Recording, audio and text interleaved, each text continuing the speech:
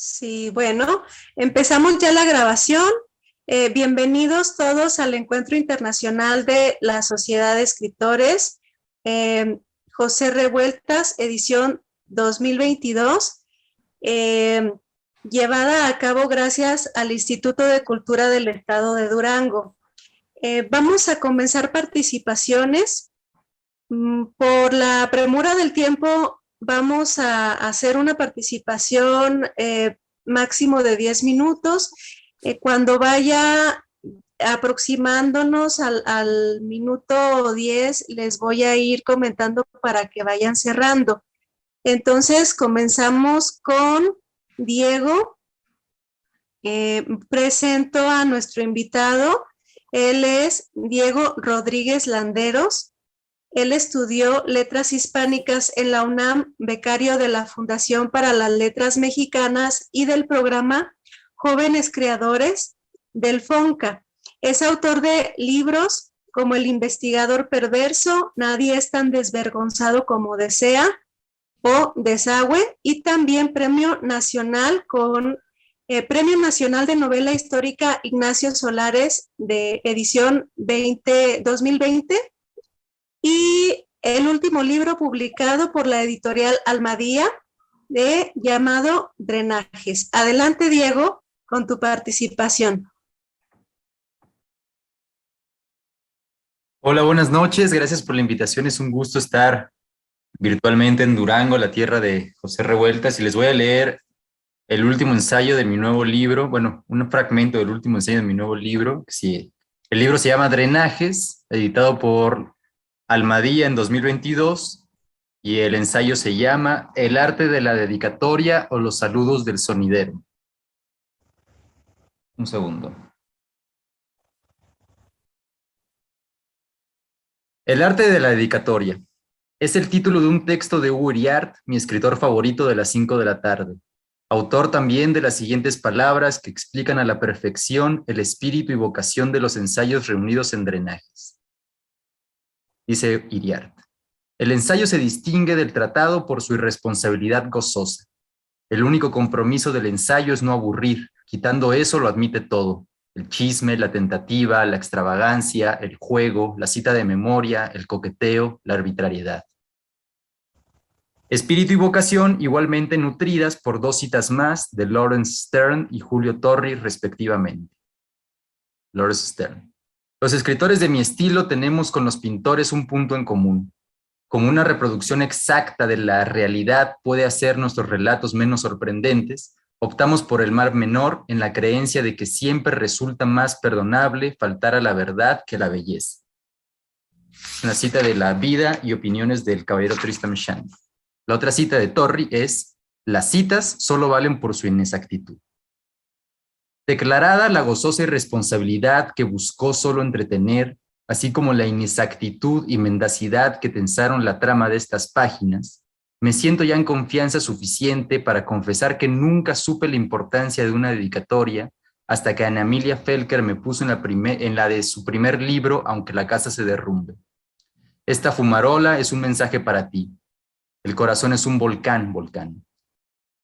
En el caso de Drenajes, la dedicatoria explica con una sola imagen, sordidísima, diría Pascal Quiñar, basado en el remoto y luido Caius Albucius Silus, el regalo de una trama, diría Sergio Pitol, explica mi recurrencia en el agua y las cañerías.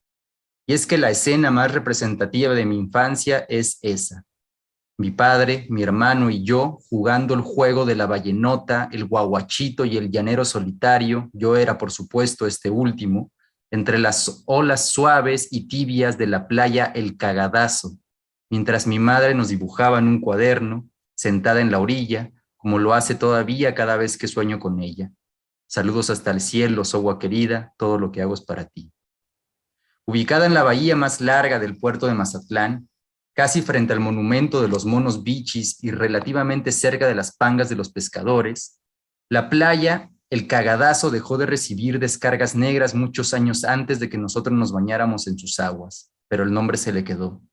De cualquier manera, a mí me fascinaba la soterrada historia de tuberías y urbes invisiblemente conectadas al inmenso océano que en ese momento me llegaba al cuello.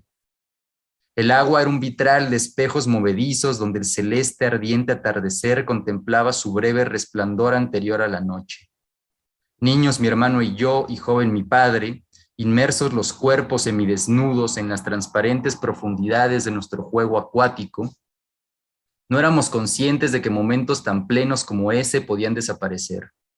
Ahora lo sabemos y por eso les propongo que después de tantos años de no hacerlo juntos, vayamos los tres a nadar en la playa.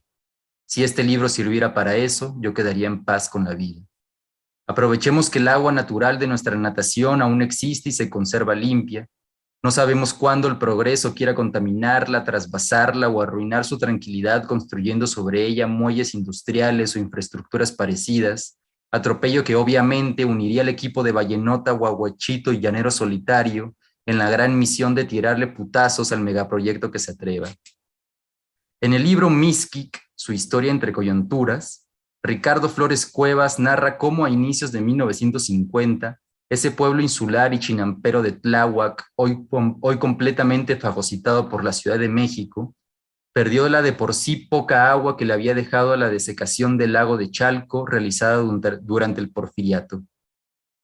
Antes de que se cumpliera la mitad del siglo XX, Mixquic era todavía una isla cuya laguna y canales se alimentaban de los pingües manantiales de San Nicolás Tetelco, San Juan Tezompa y Santa Catarina Yotzingo.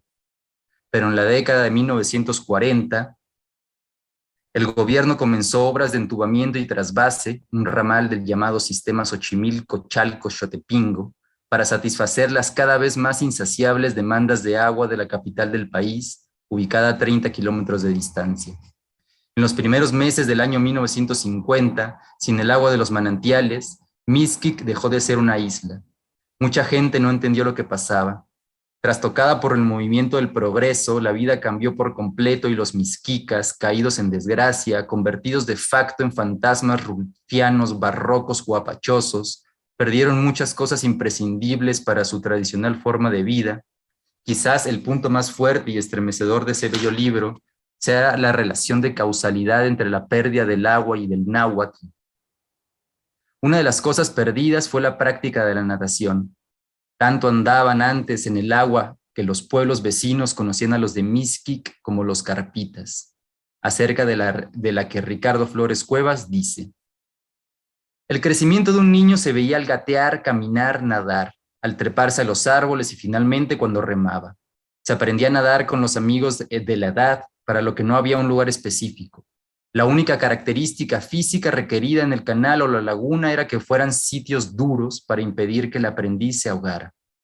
Otra distracción era corretear peces que eran visibles gracias a la transparencia del agua. Había distracciones colectivas para los jóvenes y los espacios en los que se desarrollaban eran lacustres. En las fiestas patrias se hacían carreras de pateras a un costado de la calzada que va a Tetelco. En la fiesta de San Juan del 24 de junio, conocida como la Sanjuaneada, todos los jóvenes, hombres y mujeres mayores de 18 años, se congregaban en la laguna de San Miguel para nadar. Ahí se daban cita para conocerse. Los muchachos trataban de seducir a las muchachas y éstas iban a coquetear con ellos.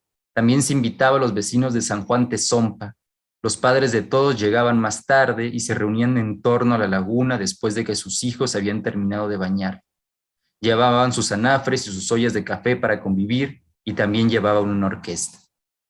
A eso me refiero cuando hablo de historias del desagüe del Valle de México. Historias de paraísos perdidos como las que alrededor de un tlecuil escuché en voz de la octogenaria oriunda de Chimalhuacán, doña Elvira Hernández. Sus ojos temblorosos sumergidos en los apantles chinamperos de la infancia, con primitas y amiguitas espiando chichicuilotes y ajolotes y charales palmishmol entre hileras de tupidos ahuejotes, apenas el sábado pasado, en un patio de un pueblo, de la ribera de Texcoco, cuyo gentilicio es Los Ranas. Algunas integrantes de la Cofradía Internacional de Parientes en el Cutuluceno, sección Yo Prefiero Lago, un saludo para las compas del Recetario Biocultural y las del Frente de Pueblos, hasta la victoria siempre y que chinguen a su padre los aeropuertos, fuimos invitadas a la casa de doña Elvira porque sus nietas Anayatzin, Yesenia y Tochi habían logrado cazar en las aguas de la Ciénaga de San Juan una totolin, ave mitológica que todo mundo creía extinta, pues durante los últimos 430 años no fue avistada en el Valle de México.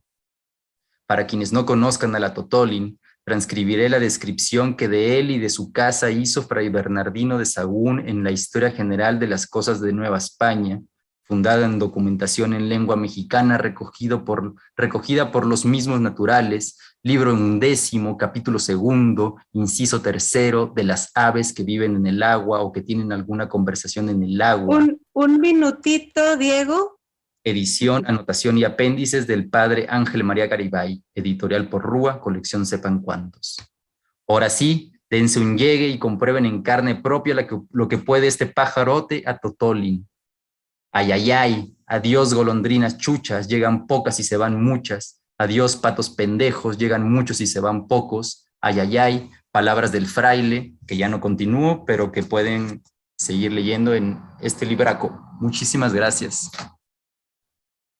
Gracias a ti, Diego. Es una lectura muy, muy bonita porque nos remite a lo que ya perdimos y quién sabe si recuperemos con el cambio climático y principalmente el requisito que tú comentas, el único requisito físico tal vez ahorita, en contraste a lo que dijiste, es que el agua no esté contaminada, el agua realmente tenga factibilidad para que uno pueda meterse, o sea, ya ni siquiera es que sepas nadar, es como que si realmente sirve el agua para poderla usar o algún paraje natural que no te vaya a matar por la toxicidad.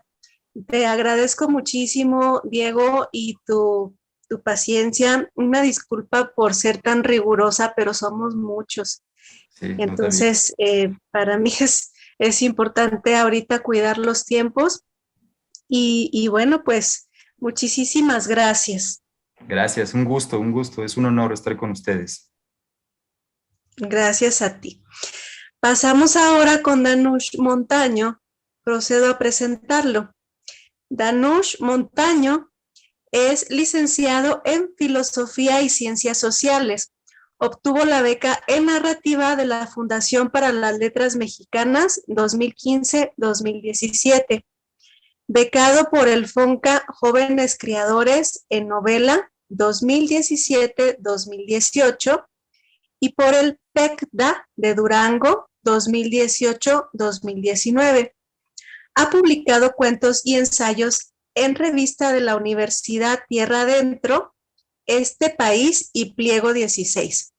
En 2020 ganó el Premio Nacional de Cuento Breve Julio Torri con su libro La Biblia Encarnada, Fondo de Cultura Económica Tierra Adentro 2022. Adelante, Danush.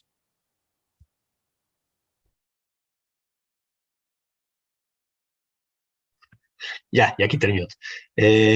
Andaba como coral. Bueno, quisiera leerles un cuentito del libro de la Biblia Encarnada, a ver si alcanzo los 10 minutos. Se llama Eterno en cuanto dure.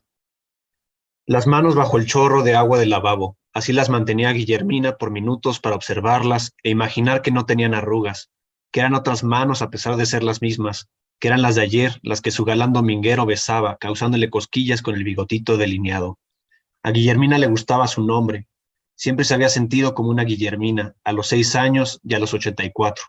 En el nombre escuchaba una especie de cualidad intempestiva, como sucede con el amor, aunque sean tiempos de romanos, de cruzadas por Tierra Santa o de huelgas en fábricas, siempre es el mismo, que tanto duele, pero qué bonito es. Esta serie de pensamientos eran recurrentes en Guillermina, bueno, al menos desde hace 2 años, cuando la caída. La encontró su vecina, tirada en el primer escalón de la casa. Ahí había pasado la noche, incapaz de levantarse. Por suerte fue una noche templada en Guavichi. Desde entonces su mente daba brincos, o más bien saltitos que nunca aterrizaban en nada, como si fuera una niña que salta a la cuerda sin patio debajo de sus pies, ni tierra, ni mundo, ni existencia. Las imágenes de su pasado se entremezclaban, personajes que nunca se habían cruzado dialogaban, sucesos de una década se montaban en la siguiente. Después de la caída, su hijo menor, Jaime, se mudó con ella. A él le venía bien ese arreglo, recién se separaba de su esposa, quedándose ella con casa, hijas, perro y tortuga. Además, en el trabajo, en el que llevaba más de 15 años, le habían otorgado lo contrario a un ascenso. Lo bajaron de puesto, a simple supervisor de área, el sueldo a la mitad. ¿Lo tomas o lo dejas? Muchos de allá afuera se están muriendo de hambre. Entiende que estamos en una recesión, dijo su jefe, minutos antes de subirse en la SUV, recién salida de agencia. Aceptó el descenso, no había de otra. Lo primero que notó Jaime al llegar al baño fue el incesante chorro del lavabo. Guillermina estaba en el suelo, boca abajo, con el rostro reposado sobre sus manos. Arrugas que vio de cerca en su último segundo de vida. Las vio como eran, sin la ilusión del agua, sin creer que su nombre, Guillermina, era el de una jovencita que pasea los domingos, que extiende su mano el bigotito delineado del galán, que le provoca cosquillas y la hace pensar cosas que se llevó a la tumba. Jaime sentía que estaba dentro de una maquila, que su madre era el producto en espera de envase para el consumo de mercado, un camino delineado por cientos, miles y millones de ancianos que lo recorrieron antes. Elegir el ataúd, ubicación y hora del velorio, paquete de galletitas y café, seguido de recoger las cenizas que arrojan la pregunta de ¿para qué el ataúd? La burocracia plastifica las experiencias. Todo lo vivía de manera contradictoria, como un río furioso que de cerca es una fuerza imparable y de lejos parece estático. Brochazo de pintura azul, de esas contradicciones que solo habitan en la percepción humana, como las tormentas silenciosas o los amores eternos, como labios coronados por un bigotito que canta Dios nunca muere al oído de Guillermina, haciéndola apretar los muslos debajo de la falda, contención, prevención, se entiende, nada antes de vestir de blanco. Estuvo un rato pegado al teléfono hablando con su hermano mayor Darío, memorizando las indicaciones, lo que sigue, buscar el testamento y resolver el embrollo legal de cuál fue la última voluntad y quién se queda con qué. La cosa es que Guillermina no solo se guardó de contarle a nadie sobre los pensamientos sucios asociados a las cosquillas del bigotito delineado, sino que también evitó pisar jamás una oficina de notario. En el cajón de calzones, entre monedas antiguas y botones de varios colores y tamaños, estaba una servilleta con sus deseos. La casa a mis 2 hijos, el gato a Jaime y la vajilla a Darío. Así de sencillo y escueto. El gato llevaba 4 años muerto y la vajilla era de aluminio, pero para Guillermina era un tesoro. Ve tú y toda la humanidad a saber por qué. Lo importante era la casa. La cita con el notario fue breve y aún así le cobraron la cuota de hora. Jaime recibió de encargo conseguir los documentos oficiales de su madre para hacer un acta de defunción. Con eso las cosas marcharían más rápido y sin problema. Ya verá, cómo no. Son 800 pesos, sí, ahí con la señorita, gracias. Su mamá lo habría compadecido. Ella tampoco toleraba esos procesos.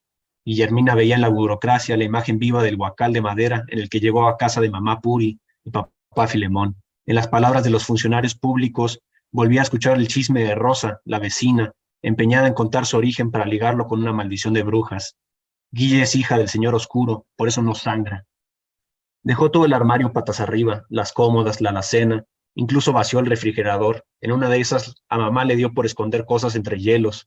Ahí, junto a un pollo congelado y una bolsa de chícharos, encontró una figurita de paloma hecha de cerámica. La voz categórica de su hermano, vía celular, le dijo que fuera al registro civil o a cualquier chingada oficina de gobierno. Algo deben poder hacer esos inútiles. Claro, como no lo había pensado. Reimprimir su acta de nacimiento ha de ser fácil. Y hasta lo hacen en maquinitas que funcionan igual que cajeros automáticos ahí en la plaza del centro, cerca del kiosco, donde el galán del bigotito le pasó la bolsa con alpiste a Guillermina para que alimente a las palomas. Ella sonrió, tomó entre sus manos suaves, perfectas, como siempre las recordaría, un puñado de semillas y las arrojó. Blancas, cafés, negras e incluso las hubo de un tono morado. Revolotearon las palomas. Nada resultó. A Jaime le dolía recordar su optimismo, esa falsa claridad que lo embargó tras la llamada de su hermano. Era doloroso porque ahora cumplía 3 días de convivir con un dolor de cabeza que le nacía en la sien, producto de la imposibilidad de agotar todos los recursos habidos y por haber. No existía un documento oficial de su madre, nada que diera cuenta de su procedencia, nadie como Rosa, la vecina, que se sintió con más autoridad que un acta de gobierno y le fue con la historia de brujas al galán. La superstición hizo lo suyo, se esfumó el bigotito, cual acto de magia, quedando únicamente las palomas en el kiosco, sin acto final, ni mucho menos boda de blanco. En el registro civil de Guavichi le dijeron que era imposible tramitar el acta de defunción si no tenían acta de nacimiento. ¿Por qué? Porque tenemos que saber cuándo y dónde nació la persona. ¿Para qué? Como constancia de que nació. Pero mire, está muerta. ¿Cómo puede estar muerta sin haber nacido? ¿No es suficiente prueba de que vivió el que esté muerta? Señor, no me grite. El sistema no permite que tramitemos un acta de función sin un acta de nacimiento. ¿No tiene el CURP de la difunta? ¿Cómo lo voy a tener si no existe un acta de nacimiento? Preguntas como golpes, como uñas encajadas en las mejillas de Rosa, la vecina, que sangra y sangra. Hija del oscuro, ve cómo me dejaste. Tienes al diablo adentro. Guillermina se aguanta las lágrimas, mira sus manos con mechones negros que recién arrancó. Era la cuarta vez que le aseguraban que había un modo para resolver el embrollo, y era la cuarta vez que le terminaban pidiendo lo mismo, que recorriera un círculo burocrático, laberinto inútil, sin salida ni entrada al parecer, porque nací de alguien que no nació y que enterramos a pesar de no haber muerto. Se esforzó por explicarle a su hermano, pero este lo interrumpía con insultos. De verdad que eres pendejo, ¿cómo no hiciste esto y lo otro? Y nada llevaba a nada, o más bien todo llevaba a nada. ¿Cómo un simple chisme puede desviar la vida de una? Mamá Puri y papá Filemón le dejaron la vida resuelta, con tal de que mantuviera su distancia. No vaya a ser que Rosa tenga razón. Es verdad que nunca la hemos visto sangrar, y sabrá Diosito de quién es hija. No faltó el fletero despistado, sordo a rumores locales, que se enamoró y le hizo 2 criaturas. Tú atrás y yo en 4, cariño, así me gusta más. Sin verlo, para imaginar al galán del bigotito. Se sentó en una banquita mirando directamente a la catedral. La luz del sol pegaba sobre su estructura, el cielo despejado la cubría con un rebozo azul. Parecía una paloma bendita. De repente, el dolor de cabeza desapareció. En el rostro de Jaime se dibujó una sonrisa y le siguió una risotada que espantó a las palomas que pululaban a su alrededor. El camino delineado por cientos, miles y millones de ancianos se desdibujó. En su lugar quedaba algo nuevo, inaugurado por Guillermina. Un murmullo como estruendo, el pecado de un beso plantado sobre el dorso de una mano que jamás envejeció, a pesar de las arrugas, que resultó eterna en cuanto duró, como nombre intempestivo, sin amanecer ni ocaso, contradictorio, la naturaleza misma del orgasmo que nunca fue con el galán que ya no es, muerte imposible porque nunca nació. Gracias, ese es el cuento. Y pues es parte de un libro de cuentos que todos salen de pasajes bíblicos, son 25 cuentos breves, por eso se llama La Biblia Encarnada, y pues gracias por el espacio. Me encanta que la señora hereda un gato que ya está muerto. Me encantó. Y que oficialmente no existe la pobre, o sea, bueno, no ha nacido, o sea, sí se pudo morir, pero no ha nacido oficialmente, entonces, ¿cómo se va a morir? Sí. Está genial. Muchas felicidades, Danush, y gracias por tu paciencia y por tu participación. No, gracias por la invitación, de verdad. Muy bien. Bueno, les quiero preguntar a Rubí, Lucía, Enrique y Daniel con toda confianza. ¿Alguien tiene prisa? ¿Tiene alguien así como que me tengo que ir, no sé, rápido para contemplarlo? ¿O tenemos los 40 minutos disponibles? Bueno, si nadie tiene mucha prisa, pues ya saben que de todas maneras me estoy yendo muy rigurosa con el tiempo. Entonces, continuamos con Rubí.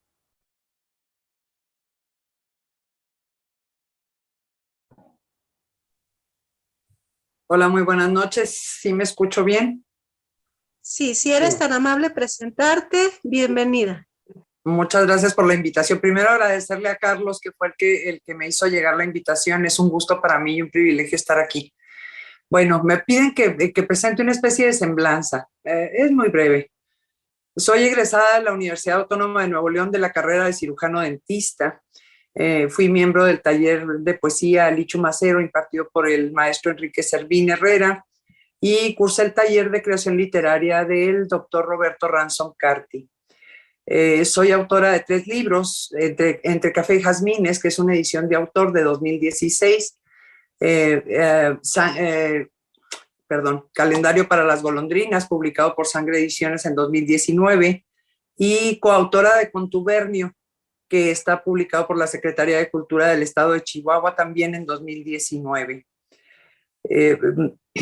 Poemas, estoy antologada en 4 antologías y he publicado también en la revista Fósforo, Metamorfosis Wash y Voces de Papel. Las antologías son Allá donde encontramos lo perdido, Poemas sobre la ciudad, Crisálidas, y la antología Alas al viento.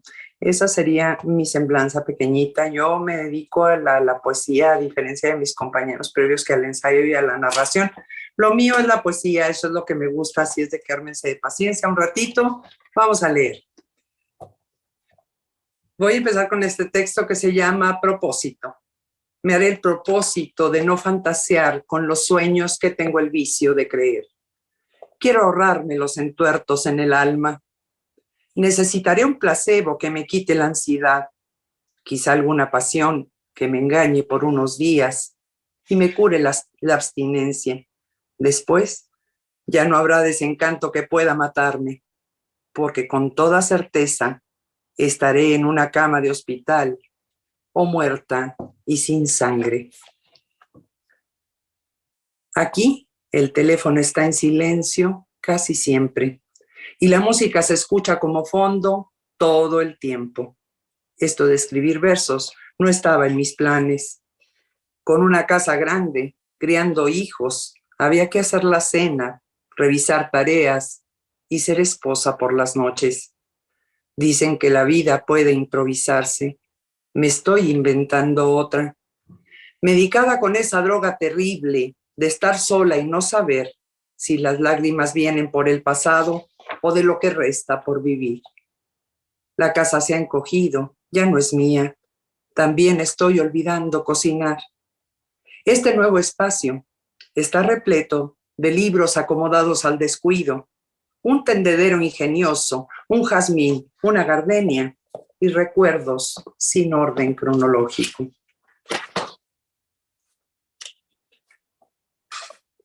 Tuve una hermana mayor, con la piel muy blanca y una honda noche en sus cabellos. Ella quería un novio, un automóvil o cualquier forma de escapar. 3 años más mujer y más cordial de lo que yo he sido nunca. Ni amiga ni compañera de juegos. No hicimos juntas nada memorable. No fue cómplice, tampoco confidente. De apetito generoso, vestidos nuevos y prendedor en el escote. Coqueta. De mentiras increíbles y dueña de una esclava fastidiosa, 3 años más inocente. Hace 9 inviernos que ya no está. Mi hermana pidió su abrigo y se marchó deprisa. Ahora me toca a mí ser mayor de lo que ella nunca fue. Ella necesitaba pedir perdón, saborear como un durazno esa última bondad, pero escondió las palabras en el bolsillo de su bata rosa, convirtió sus días en cuentas de una ceñida gargantilla de haches. Fue recuperando la niñez antes de cerrar los ojos. Se hizo cada vez más pequeña para que yo la contemplara entera. Y sigue sumando minutos, en repetición constante, puntual, implacable y absurda. Mi madre y su manía de no morirse nunca. Alguna vez creí que 50 años serían suficientes para tener todo resuelto. Seguramente una casa grande, pechos y caderas generosos, un marido cómodo como una almohada, la ropa en el cajón correspondiente y una persona encargada del jardín. Con toda certeza, tendría una caja etiquetada donde guardar los rencores y las espinas, las promesas incumplidas, las píldoras caducas y una que otra cicatriz. Nada llegó en el tiempo convenido.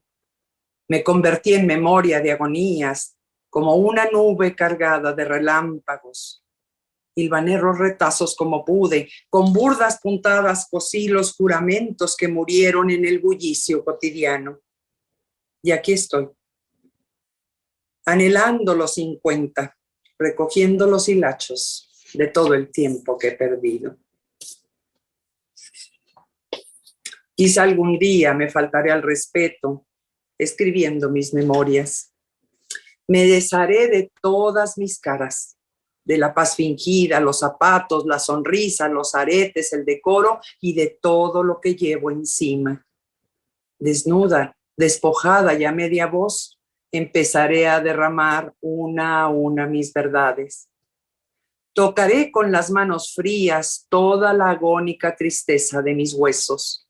Dejaré por escrito mi perfume favorito y el poema más hermoso de Quintero. Quizá la tarjeta de unas flores o un recibo del súper con tu nombre. En el renglón del pensamiento dibujaré tu voz diciéndome te amo. Donde va lo importante pondré que preferías el café casi sin leche con una pulgada de pastel.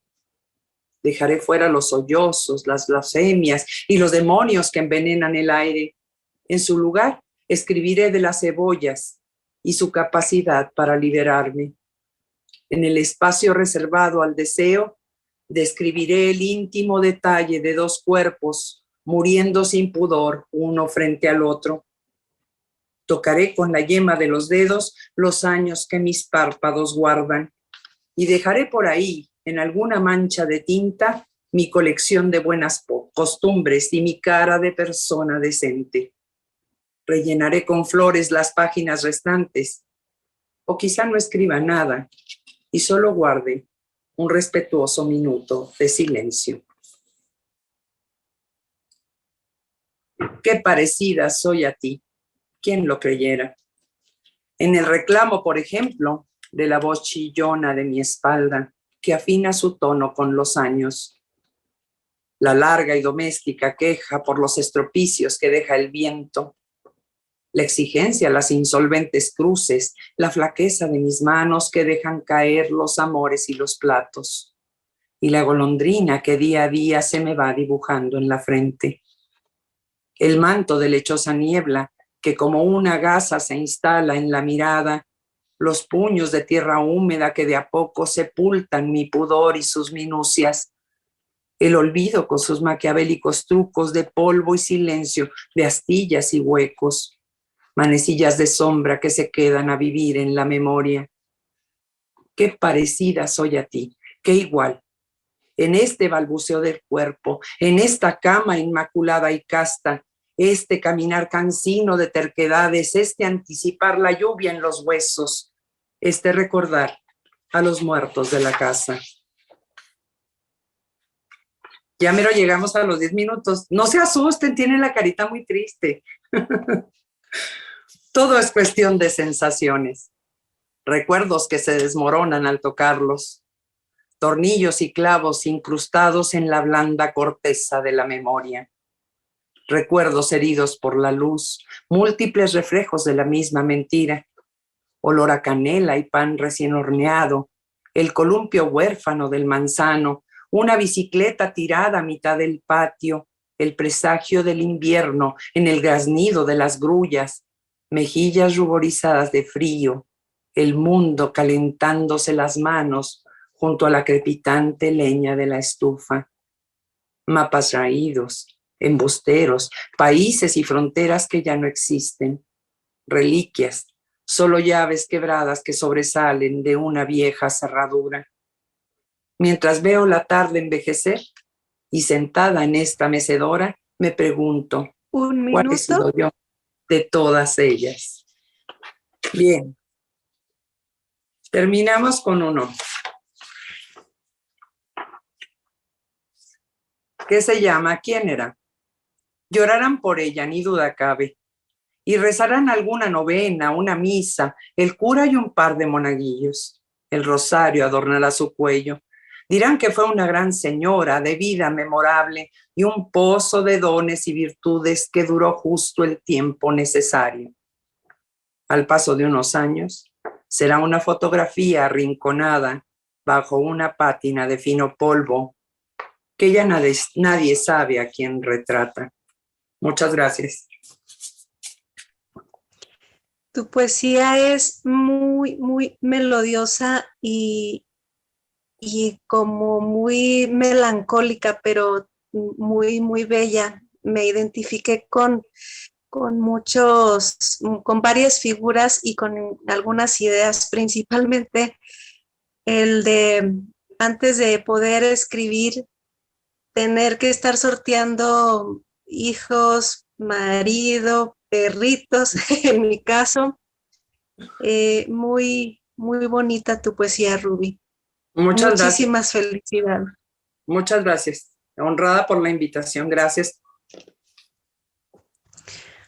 Bueno, en el orden que yo traigo, seguiría Lucía Rivadeneira. Aquí anda Lucía. Aquí Lucía. No, Lucía. Sí, ahí. Sí, ya está conectando.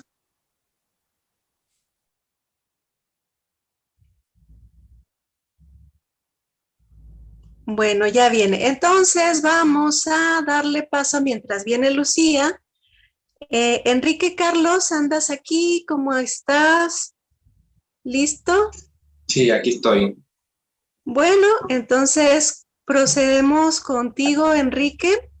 Si gustas presentarte, adelante. Bueno, primero, gracias por la invitación. También agradezco a Carlos, que fue quien me hizo la invitación de estar aquí. Es un lujo estar con ustedes, escucharlos y leer un poco. Me parece un poco raro presentarme a mí mismo, así es que bueno, solo diré que soy Enrique Carlos, nací en Guadalajara en el 88 y escribo poesía. Voy a leer unos textos inéditos de un libro en construcción. Los poemas giran en torno a un epígrafe de Jacques Roubaud. El epígrafe dice lo siguiente: de ningún modo se asevera que la poesía piensa al pensar en poesía. De ningún modo se asevera que la poesía no piensa al no pensar en nada. Se puede llegar a la poesía por el pensamiento. Se puede llegar a ella sin pensamiento. Ni el pensamiento ni el no pensamiento son lo esencial. Jacques Roubaud. Bueno, comienzo ahora sí con los poemas. Construcción de: el reflejo de un vaso de cristal sobre la mesa. Pero no hay vaso de cristal, solo el reflejo de un vaso de cristal sobre la mesa. Pero no hay mesa tampoco, solo el reflejo de un vaso de cristal en un espacio vacío. Azul, rosa, amarillo. Aparece una pelota azul que desaparece. Aparece una pelota rosa que desaparece. Aparece una pelota amarilla que desaparece. Alguien las manipula. Alguna mano las arroja al aire. O quizá no. Imposible aseverarlo. Quizá sea un pie, una oreja quien las arroja. Quizá nada las impulsa, excepto su propio deseo por elevarse. Tal vez sea yo, al observar, la energía secreta de su movimiento. Manifiesto. Los solos son plural. Un hermoso Lucio Fontana. Una tela, un muro, una pared, mejor dicho.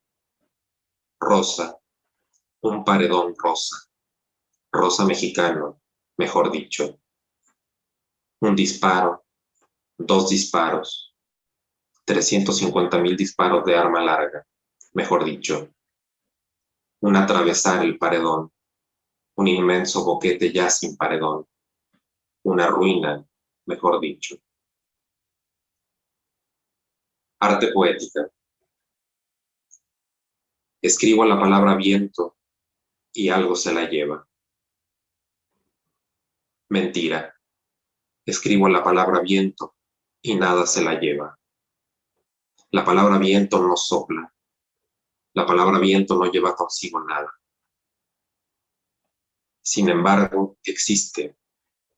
La palabra viento, quiero decir. Quiero decir y digo.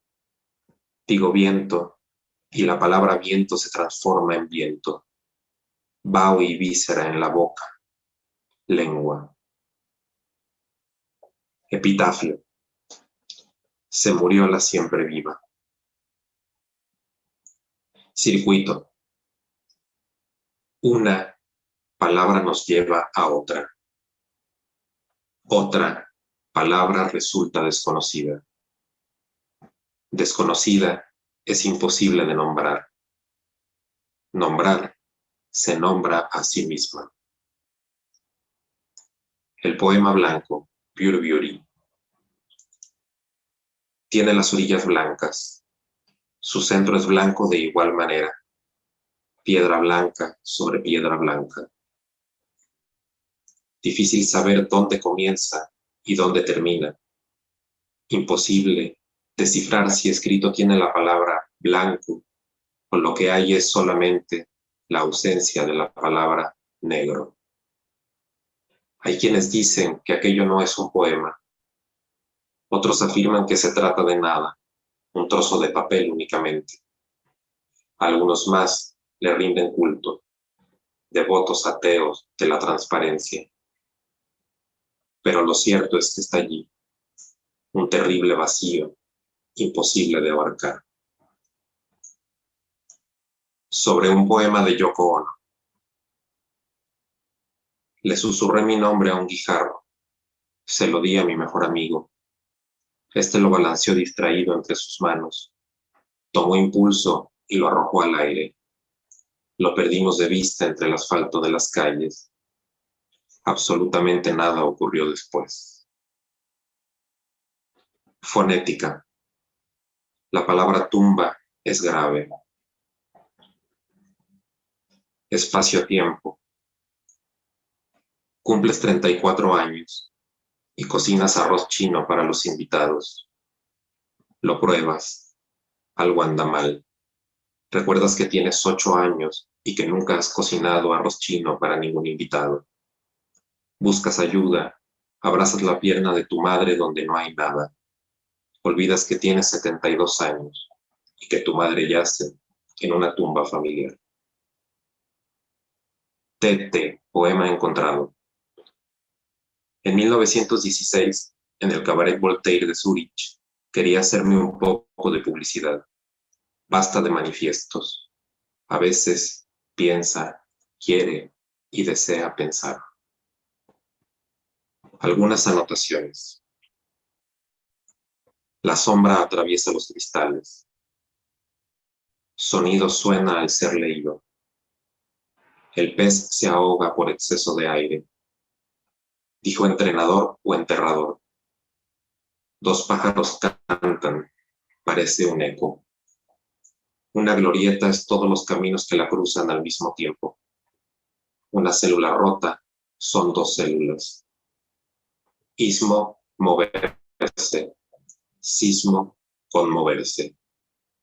Reemplazas en mi mente a los paisajes. Dijo autopsia o autopista. Falsa Ofelia dormida en la bañera.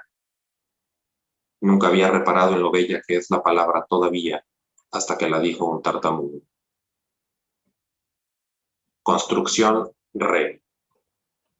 La ausencia de un vaso de cristal sobre la mesa. Pero no hay ausencia, solo la presencia de un vaso de cristal sobre la mesa. Gracias.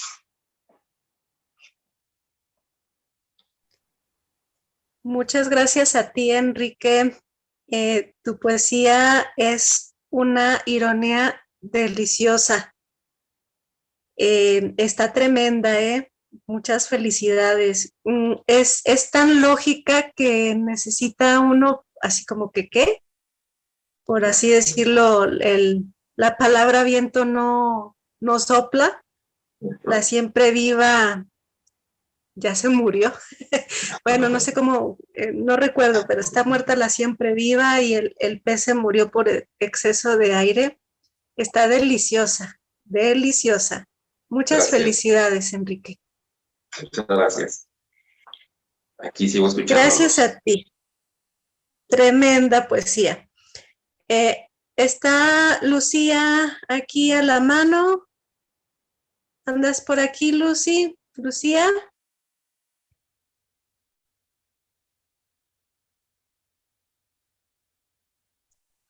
Aquí estoy. Muy bien.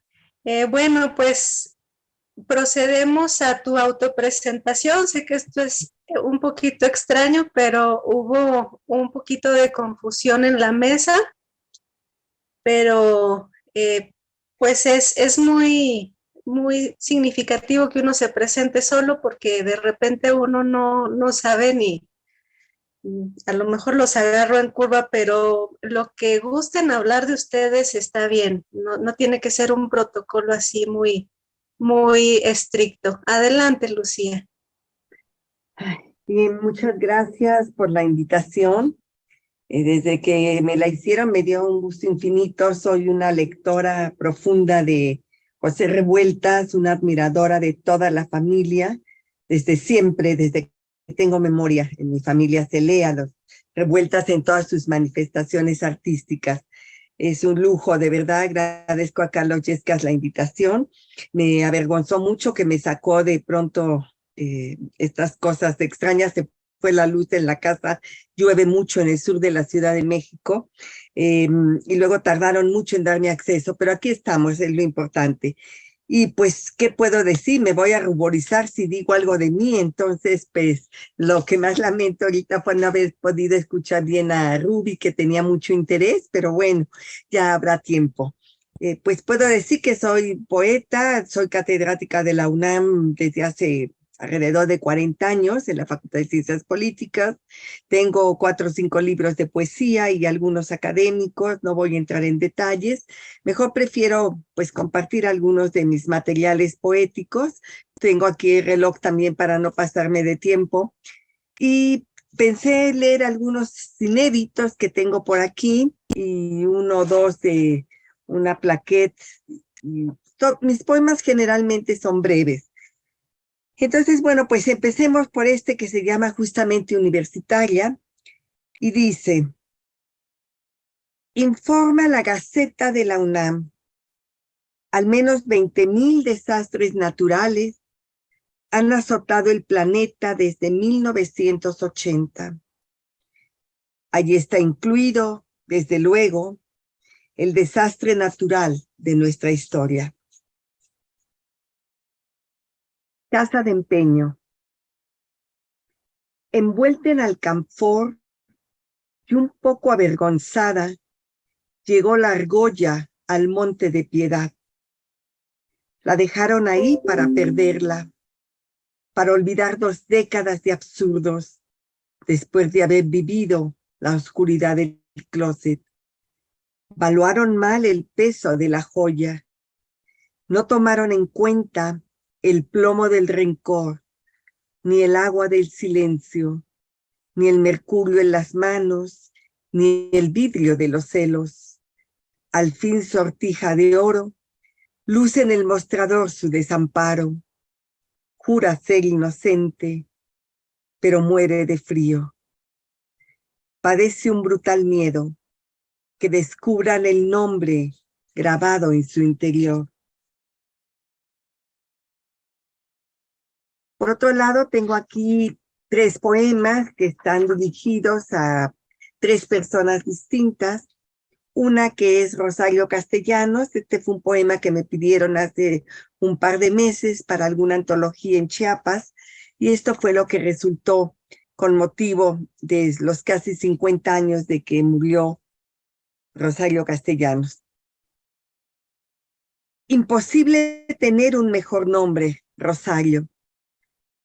Desde el silencio, día a día te fuiste conformando, misterio tras misterio, con decenas de rezos, con vírgenes de piedra y algunas esperanzas.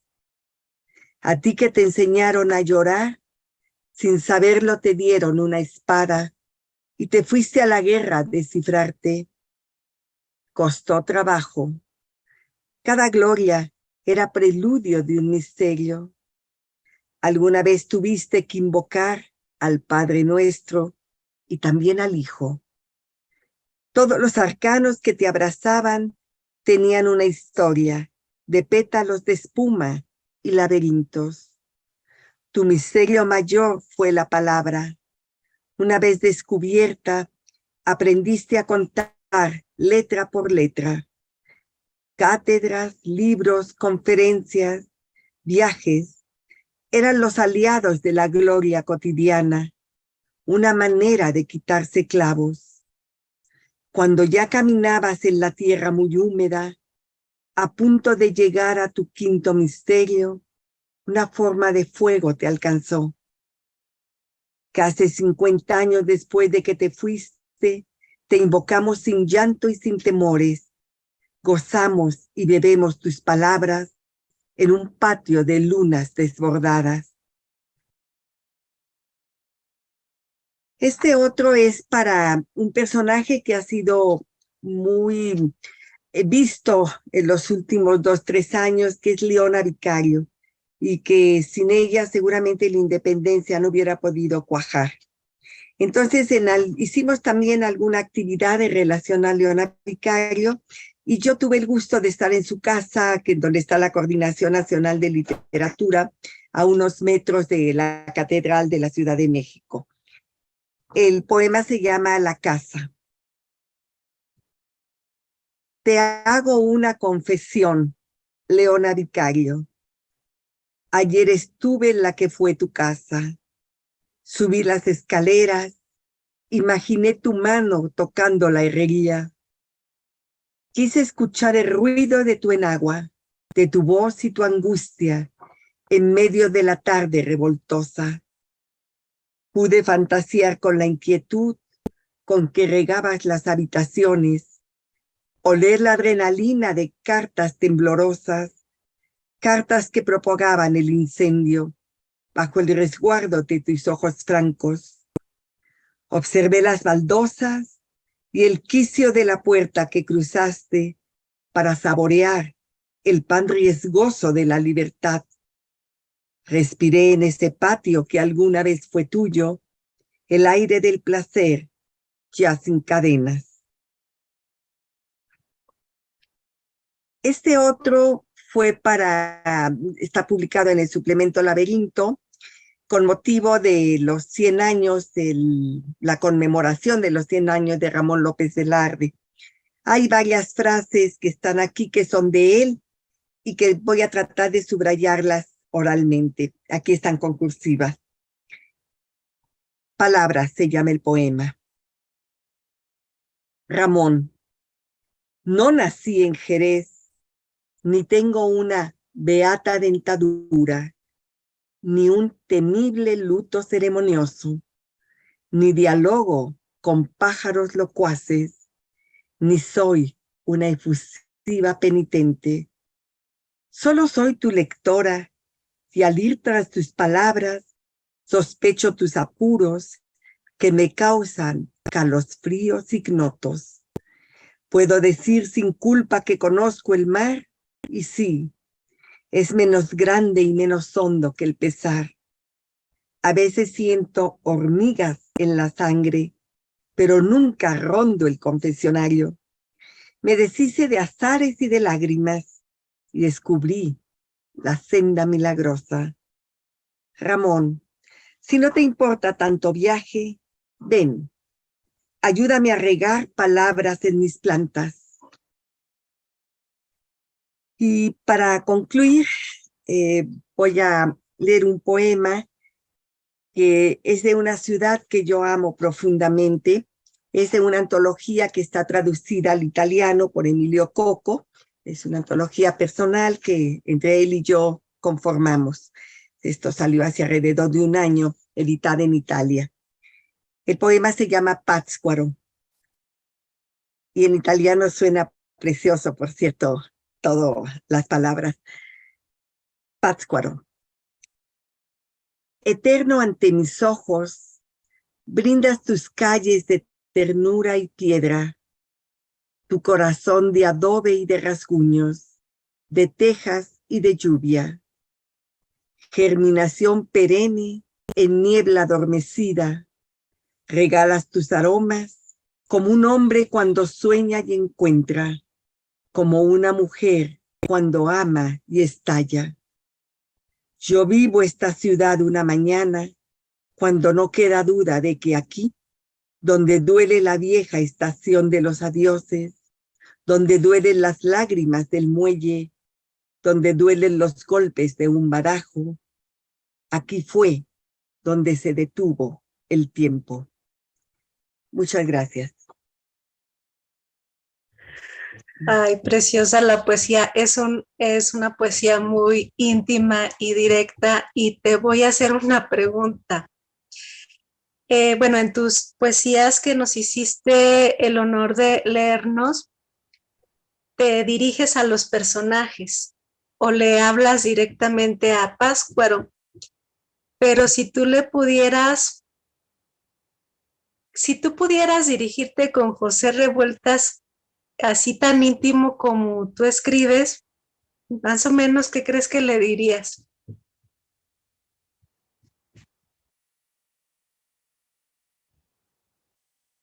¿Te nos fuiste, Lucía, un ratito? ¿Dónde estás? A lo mejor se quedó congelada la imagen. ¿Nos escuchas? Bueno, si acaso nos escuchas, Lucía, si puedes responderme en un ratito, ¿tú qué comunicación o qué le dirías a José Revueltas? Me quedé con ese pensamiento, que si te gusta la manera de escribir, pues ¿qué le podría decir ella? Tan íntimo que escribe, ¿cómo se comunicaría? Bueno, pues mientras se conecta Lucía, tal vez hay mucha lluvia ahí en su lugar de donde vive ella. Vámonos con Daniel Wenz. ¿Aquí te encuentras, Daniel? Sí, ¿verdad? Aquí estás. Sí, aquí estoy. Daniel, adelante. Gracias, pues primero que nada, muchas gracias por la invitación a este festival de Durango que se hace en honor al gran José Revueltas. Me da gusto pues encontrarme con personas queridas y conocidas como Lucía y Enrique y conocer pues a otros escritores que no había tenido ocasión de escuchar, al menos así en la cercanía, aunque sea de manera virtual. Les cuento rápidamente que yo soy escritor, gestor y educador. Soy nacido en Michoacán, igual que Lucía Rivadeneira, por cierto, y pues he publicado 4 libros de poesía, un libro de narrativa para niñas y niños y algunos otros, en algunos otros géneros también he incursionado, como se dice. Y listo, con eso creo que está bien. Más bien voy a tratar de usar el tiempo para leer.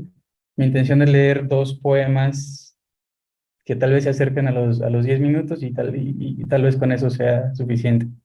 Este primero que les comparto se titula Cuerpo y dice así. Tuve una vez un cuerpo, entiéndase, la casa de esta voz, ahora sepulta y memoriada. Un cuerpo que tocó, que fue tocado por las lluvias de las ciudades, resistente a las palabras, a los padrastros y a las hepatitis. Entonces, un cuerpo amarillo, de trazo sajón, fruto del fruto de mujeres livianas y hombres pequeñitos, que encallaron cerca de la casa, donde habitaba la casa que fue mi cuerpo. Un cuerpo tarugo, sonso, que se hinchaba a la menor provocación de daño o de bondad. Un cuerpo ameno, simpático, latino, que en las noches primaveral, absurdo, como alguien que te toca el cuello. Pero en noviembre bailaba el aroma de los maizales. Mi cuerpo era un mantel, un perro inquieto, un corazón perfecto, un pueblo solitario, a desabasto, la gota que derramó el exilio, la grande gota que se cierra al cielo.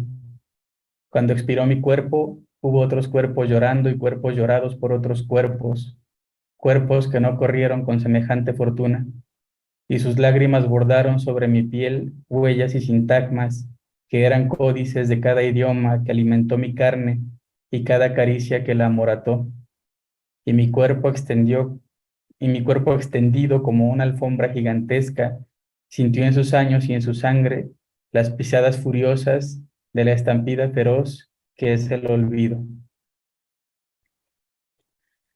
Este siguiente se titula Heliotropismo.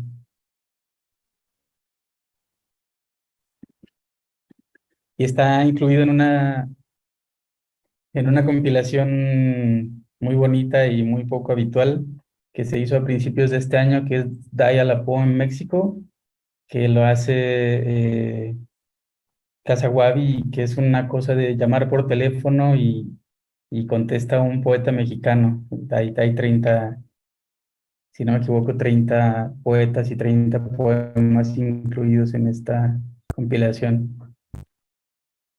Y dice: mi padre era floricultor.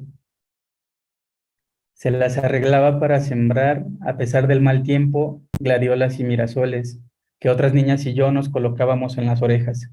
A veces mi padre se enteraba de ese asunto y fruncía el entrecejo, como los hombres recios imitan los barbechos.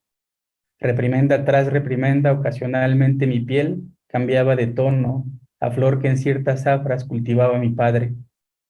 A veces, sin razón, mi padre lloraba, con el llanto fiero de los bueyes que braman lejos del rebaño. Me gustaba imaginar que su llanto se metía entre los surcos para hacer llorar también las flores, como un acto de supervivencia. Rebeldes, las flores de mi padre lloraban, en vez de darse al viento, parecidas a sus hijos, frágiles, tan distintos a él. Ocasionalmente sus hijos frágiles jugábamos a hacer flores y nos quedábamos de pie la mañana entera girando, girando, hacia donde estuviera el sol o estuviera él, que a veces nos decía que no había nada más allá de los mirasoles. A veces nosotros queríamos ser hermosos y agradarle a ese padre cultivador de flores. Extendíamos así los brazos como si fueran hojas o fueran ramas. Enterrábamos así los pies en los surcos. Estás creciendo mucho, nos decíamos ocasionalmente, pero a veces mi padre nos descubría flores y en vez de regarnos, como a los mirasoles, afilaba la guadaña de su lengua y nos cortaba al ras. A veces otros padres pasaban por allí, vestidos del mismo modo que el nuestro, con el azul tieso de los días de pecho a pies y el silencioso rencor de no dar hijos firmes, como el maíz o el sorgo. Hijos ornamenta, herederas de qué gracia. Ocasionalmente girábamos no para buscar el sol, sino para evitar la guadaña de la lengua de mi padre, pero siempre lo mirábamos de reojo, esperando su aprobación, que nos dijera, como a sus mirasoles, crece. Que alzara un montoncito de tierra con sus manos, así, para protegernos, o con el agua de su cuerpo regara los surcos donde nosotros estábamos sembrados, para girar con su gracia, con su abono, con alguna palabra o que nos orientara. Allá está el sol. Nunca mi padre lo dijo. Nos quedamos sembrados y crecimos. Algunos desprendieron su polen o se desperdigaron pegados a las patas de los insectos. Otros se marchitaron y se hicieron polvo y abono. Otros tiraron ramas como las cactáceas y esas ramas se volvieron una planta nueva. Los de tallo torcido nos deshojamos y resistimos así las resolanas, los ventarrones, las tardes anegadas, los paredones gélidos. A uno lo resembramos bajo la sombra de un azulillo. Dejó de buscar los rayos del sol, la sombra de ala ancha del sombrero del padre, la sombra de su cuerpo envuelto en pechera azul. Ocasionalmente buscamos todavía la sombra del jardinero. Sobrevivimos a pesar del mal tiempo, de las sequías, de las inundaciones, las borrascas, y a veces soñamos que nuestro Padre es flor, que extiende así sus brazos y gira mientras nosotros regamos su tierra. Gracias. Está muy psicológica la poesía tuya, Daniel. Soy psicóloga y está muy, muy profunda tu poesía porque tiene mucha profundidad y significado psicológico, tiene mucha intensidad. Sí, muchísimas gracias y también por tu por tu paciencia, porque fuiste el último. y, y también, pues, está ahí, te googleé y muy padre tu trayectoria. Muchas felicidades. Sí, Muchas muchas gracias. felicidades. Sí. Una pregunta, Daniel, ya para terminar, pero es que sí es como me ganó la curiosidad. La compilación que nos manifestabas hace algún momento, esa, ¿dónde se consigue? Porque te entendí que les hacían una llamada, pero no entendí si era para, o sea, ¿cómo era la dinámica? ¿Les marcaban por teléfono o entendí mal? Hay un número telefónico de Dial a Poem al que tú marcas y te contesta uno de los 30 poetas que estamos incluidos e incluidas. Entonces es una llamada al azar y puedes llamar las veces que sea hasta que escuches los 30 o, o si te aburres, pues nomás una o dos. Si pudiera, bueno, si nos haces el favorcito, bueno, si tienes así el enlace o dónde poder conseguir ese acceso, porque me dio bastante curiosidad. Bueno, si lo tienes a la mano, si no, no pasa nada.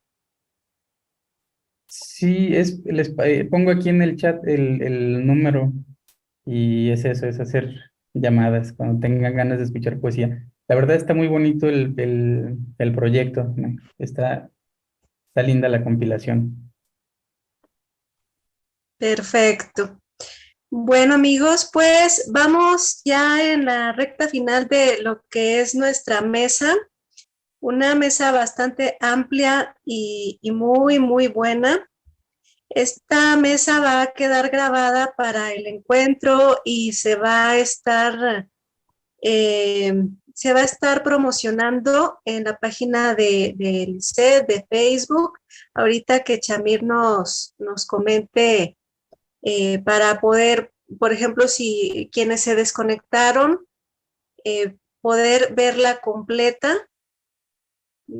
Por ejemplo, Lucía, que de repente se nos salía, también Danush Perdón, comentó se que volvió a ir la luz, me sacó y no me daban acceso. Tenía ya como 10 minutos y no me daban el acceso. Qué pena, de verdad lo lamento muchísimo. Me quedé con la pregunta que me ibas a hacer, perdón. sí, mira, rápidamente. Te comentaba que tu poesía es muy íntima y muy directa con la persona, con el personaje a quien le diriges. Y así, pues, así pura curiosidad nada más, ¿tú qué le dirías a José Revueltas si le escribieras una poesía? Como más o menos como qué contenido le preguntarías o le dirigirías. Ay, me has dado una alternativa ante una noche tan difícil para mí por las cuestiones de la luz. Pero José Revuelta, yo le diría que está en mi vida desde que casi tengo memoria, porque en la familia se leía a José Revueltas, y cuando entré a la Facultad de Ciencias Políticas, yo ya nunca lo dejé. Se los doy a mis alumnos. He leído y releído la carta que escribe Pablo Neruda para solicitar su libertad cuando está en Lecumberri. He leído su narrativa, me conmueve su pasión por la palabra, como que la violenta la palabra, todos esos personajes extraordinarios que tiene, que son personajes marginales todos, que son prostitutas, campesinos, obreros, amas de casa, enanos, etcétera, que son personajes que nos rodean y que siguen vigentes y que gracias a la palabra de Revueltas tenemos una permanencia literaria y dolorosamente una realidad que tampoco ha cambiado mucho y que él luchó por la igualdad, por la equidad, por la libertad y que yo le respeto, le quiero y le seguiré leyendo.